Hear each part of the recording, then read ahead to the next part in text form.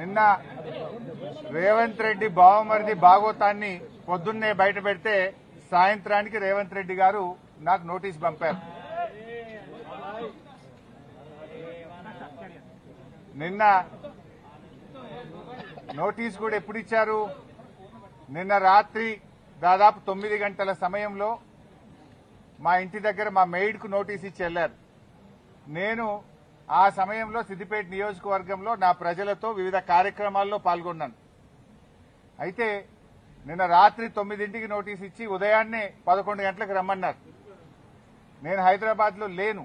అయినా కూడా రాత్రే హైదరాబాద్ చేరుకొని ఈరోజు వాళ్ళు ఇచ్చిన నోటీస్ మీద మేము హాజరు కావాలని చెప్పి నిర్ణయం తీసుకున్నాం. ఎందుకంటే మాకు చట్టాన్ని గౌరవిస్తాం, న్యాయ వ్యవస్థ మీద నమ్మకం ఉంది, తప్పకుండా వెళ్తాం. మేము ఏ తప్పు కూడా చేయలేదు, అందువల్ల భయపడము.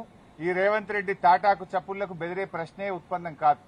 ఎందుకంటే ఇలా రేవంత్ రెడ్డి మాకు తెలుసు, నిన్న ఆయన బావమర్ది భాగవతాన్ని పొద్దున బయట పెడితే సాయంత్రానికి నోటీస్ పంపిండు. ఆ భాగవతం మీద కనీసం ఒక్క మంత్రి గాని ప్రభుత్వం నుంచి స్పందన కూడా లేదు. ఎందుకంటే మేము అన్ని ఆధారాలతో నిజాలు బయట పెట్టినాం కనుకనే ఆ సమాధానం లేక డైవర్షన్ టాక్టిక్స్ కోసం ఈ నోటీస్ పంపిండని అర్థమైతా ఉంది. నిన్ననే చెప్పి